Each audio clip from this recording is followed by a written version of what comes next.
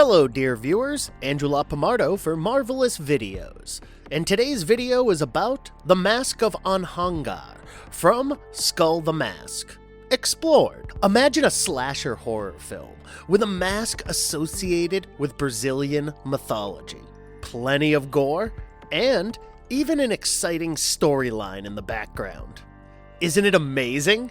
I know you think it's a ripoff of Friday the 13th, but when you cook, you need the same ingredients as any other cook.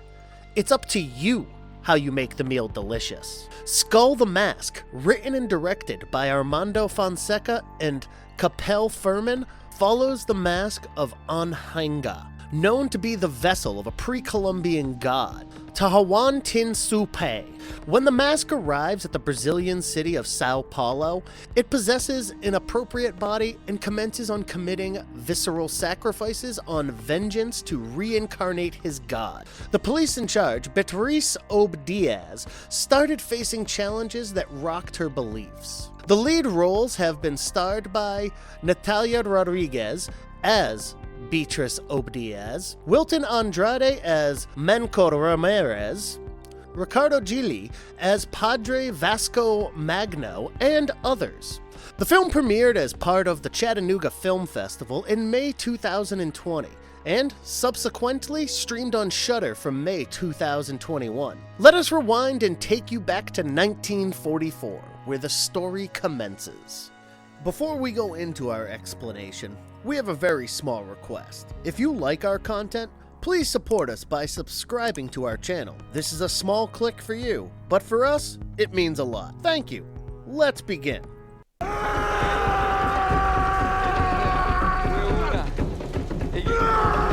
A Killer Hunt for Revenge, Skull the Mask, 2020. We take you to the Amazon forest in 1944, where a strange artifact is brought to a military base for some experiment. But a powerful assassin burst into the base and started slaughtering everyone. When a janitor tried to stop him, the assassin chopped off his hand and escaped with the artifact, taking it to the mastermind. Consequently, we find that the artifact was some kind of a skull that was the center of some ritual that was being performed there. The entire episode was being recorded. A young boy was tied up whose blood was spilled into the mask while chanting a spell, as the mask seemed to regenerate. But the experiment failed. As soon as the person ended up wearing the mask, his head blasted. The film then moved ahead to the year 2021, to the archaeological site in the Amazon forest, where the same mask was unearthed. The locals kept calling it the Mask of Anhanga, or Tuluzu. The archaeologist Galvana took the mask with her to Sao Paolo, which would be displayed in a museum owned by Tack Walder. Meanwhile, in Sao Paulo, the police department was busy with the case of 3 missing Bavarian children, and the officer in charge of the case was Beatriz Obdiaz, famous for her hotheadness and shady past. We were also introduced to Manco Ramirez, the janitor's son, whose hand was chopped off in the first scene. He had preserved his father's hand carefully and was in touch with Padre Vasco Magno regarding the skull mask of Anhanga. Their family has been looking after the mask of the executioner of Pre-Columbian God, Tahawantinsupay. They knew that if the mask landed in the hands of a treacherous person, it would wreak havoc everywhere. Whenever the mask of Anhanga was in the vicinity, the preserved hand reacted vigorously. Galvana took the mask to her residence, where her girlfriend Layla was waiting, who became very intrigued with the Brazilian artifact. But Galvana instructed her to avoid touching it, as it is vital for the museum and highly confidential. As soon as Galvana fell asleep, Layla opened the box and took the mask out, spilled her blood on it, and started performing the same ritual that we saw in the first scene. The mask was regenerated, and soon Layla and eventually Galvana were slaughtered while their hearts were brutally taken out of their bodies. Obdiaz and her team investigated the murders when Tack Walder reached the crime spot and appeared devastated as the skull mask was missing. He told Obdiaz that the missing artifact was incredibly precious and should be hunted down immediately. His interest in the artifact and his conversation with his men was highly suspicious. As the news of the murders aired on the news, Ramirez realized the mask of Anhanga had arrived in Sao Paolo. Subsequently, 2 cleaners arrived to clear up the murder scene, and the skull appeared from nowhere. It killed one of the cleaners and grabbed the face of the other cleaner, indicating that the mask had found its host. Immediately, the skull went on a rampage, slaughtering people brutally and taking out their hearts and visceral organs. While we see that with each sacrifice, Tahawantinsupay was becoming more and more powerful. The audience was getting a glimpse of the fierce god Tahawantinsupay, but I must admit, Anhanga appeared more fearsome than his master, Tahawantinsupay. Meanwhile, Ramirez met Padre Magno and tried to convince him about the rampage of the skull of Anhanga. Still, Father regarded the murders as pure coincidence and not deeds of Anhanga. Ramirez kept asking for the femur of Tahawantinsupay, which he needed to confront Anhanga, but Padre Magno refused to give it to him. Tak met Obdiaz and handed her a file containing the footage of the entire ritual in 1944. It also included the whereabouts of Ramirez, who was put forward by Tak as the prime suspect in the case. Soon, the skull reached a nightclub where a masquerade party was going on, and before anyone realized it, he killed 9 people in the party, while the remaining members escaped. When Obdiaz inquired about the crime spot, she suddenly saw Ramirez and chased him, but Ramirez ran faster and went out of sight. Soon, Anhanga attacked Padre Magno, as he was also looking for the femur of Tahawantinsupay. A fierce battle ensued between them, but Padre was severely injured. In the meantime, Obdiaz agreed to investigate the matter personally, with Tak's team instead of the police. They performed a sudden raid at Ramirez's residence, and when he was about to escape, Obdiaz shot Ramirez. Still, Ramirez ran, and after taking out the bullet from his wound, he reached the church where Padre was lying dead amidst a pool of blood. Ramirez collected Padre's blood in a plastic bag and took the key to a secret room where he retrieved the femur of Tahawantinsupay. Just then, Anhanga reached the spot. After so many murders, he was completely drenched in blood. At first, Ramirez charged towards Anhanga, but then he realized he was not prepared for the final challenge. So, he escaped from the spot. Meanwhile, Obdiaz and her partner finally confronted the skull monster, but within a second, Anhanga killed Obdiaz's partner, and she fled in her car. Soon, we found Ramirez, preparing for the final confrontation as he created a circle of fire and kept the femur soaked in Padre's blood. Obdiaz was watching everything from a distance.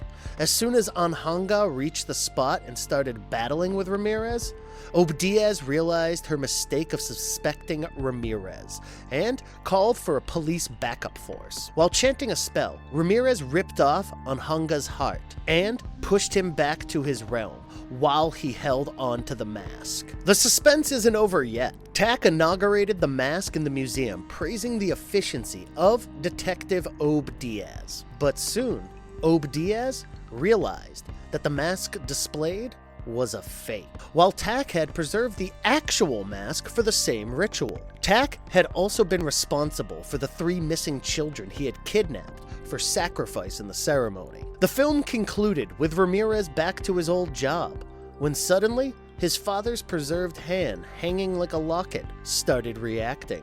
Are we ready for a sequel? Though the film lacks clarity, it makes up with the fight sequences, perfect locations, and gross practical effects. The effects of blood and gore steal the show. Apart from that, there's not much worth mentioning, which is a pity because the mythological background of the film generates an excellent background. The plot oscillates between the murder spree of the monster and the police drama, and hence the end result suffers a little bit. But considering the brilliant horror theme, with the concept of a pre-Columbian mythological evil god in a different realm at least gets the desired heart-racing thrill. Furman's experience as a visual effects artist, specializing in gore, ensures a continuous, visual spectacle. The lurid and intense effect is perfectly complemented by Fernando Arruta's score, while the pace of the plot never slackens.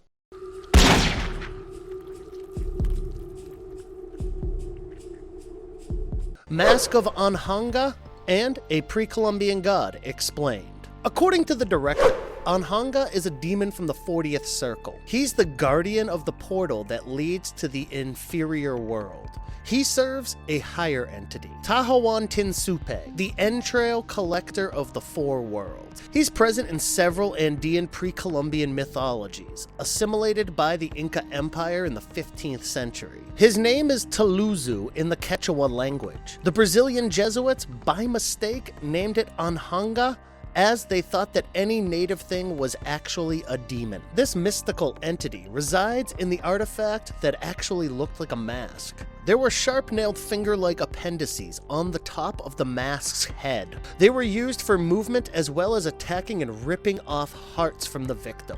Anhanga needed to rip off at least 3 hearts and consume them before assuming a host. That was the reason the ritual didn't work back in 1944. After Layla regenerated the mask of Anhanga with the ritual, it ripped off the heart of Layla, Galvana, and one of the 2 cleaners. When the ritual was finally complete, Anhanga wasted no time to capture the next cleaner as its host to commence the murder spree. The true personality of the host is totally lost as Anhanga takes the host place. The host consequently transforms into a supernatural serial killer that begins performing visceral sacrifices, absorbing all the blood as it seeks to become the incarnation of Tahawantinsupay.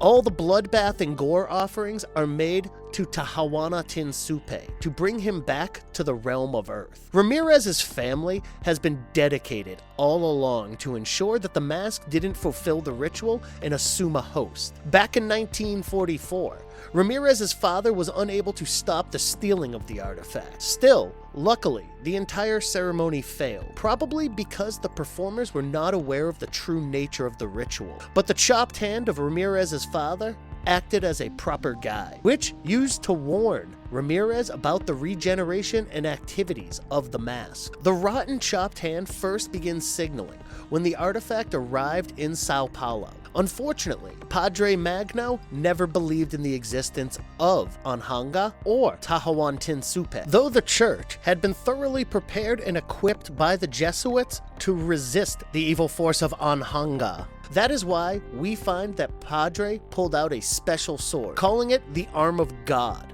to fight Anhanga. Though Padre fought bravely and Anhanga had to put a lot of effort into defeating him, he ultimately defeated Padre.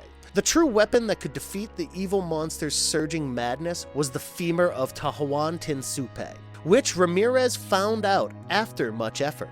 With each sacrifice, Tahawantinsupay was getting more and more powerful, as he was almost ready to reclaim his position on Earth. It is understood that people like Tak, who wanted the mask to incarnate Tahawantinsupay, had cruel intentions of becoming the god of the society with the help of the evil Pre-Columbian God. How he intended to control the powerful god Tahawantinsupay is still unknown. Fortunately, Ramirez was aware of the exact ritual to degenerate Anhanga, and sent him back to his realm, saving humanity from the wrath of the devil god.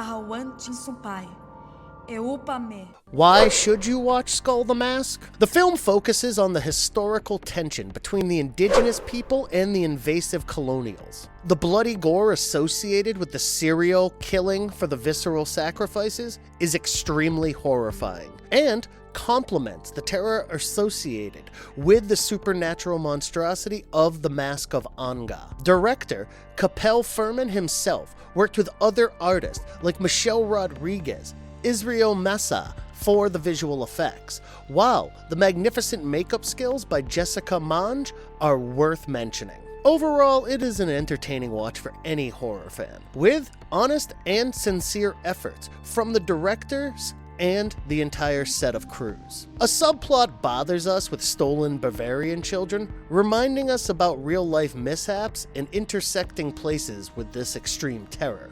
The acting is nothing exemplary, The dialogues are not so intelligent, but whatever most of this genre fans look for, The Skull fulfills it to the greatest extent.